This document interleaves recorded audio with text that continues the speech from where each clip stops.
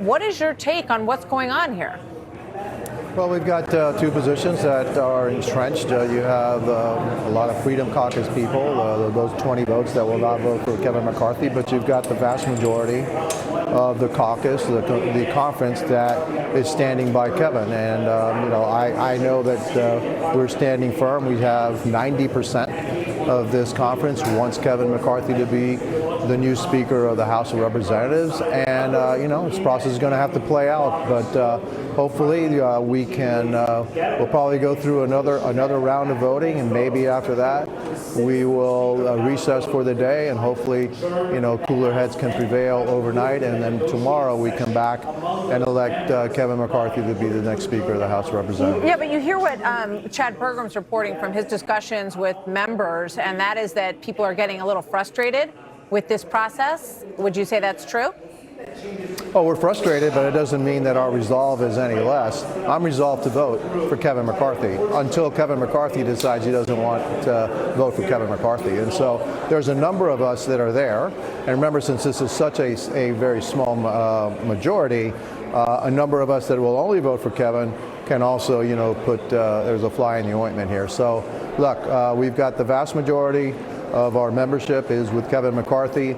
We are delaying what America voted us to get us, voted us to do here and sent us to Washington to do, securing the border, reducing inflation, somehow strengthen our energy policy, what happened in Afghanistan. There's a whole slew of stuff that we want to do. Absolutely. That's all in our commitment to America that's being delayed by these tactics of a very few number of Republicans that will not vote at this time for Kevin McCarthy. But you need a catalyst. You need something to move this. And you heard Chad's also reporting that there don't appear to be serious constructive discussions going on at this point. You just rolled from one vote to the next today without really any change in the dynamic. So what is the plan in terms of how you're going to break this logjam? I mean, and why aren't those discussions happening? Why wasn't there a pause for a conference?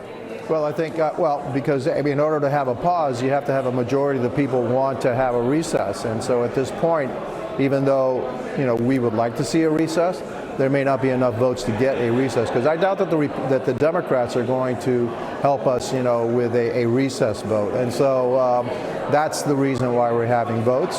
And we will continue to have votes until we've said enough for the day, and let's let cooler heads prevail, and let's see what we can do overnight to see if we can get these at least 18 of these members that are voting, not voting for Kevin, to come across and vote for Kevin. We need Kevin McCarthy to be the leader and the Speaker of the House. Like I said, 90% of us are there.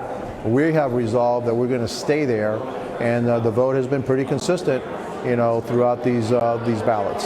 Yeah, it's been very consistent. No change at all. Carlos Gimenez, Congressman-elect in Florida, thank you very much, sir. Good to have you with us today.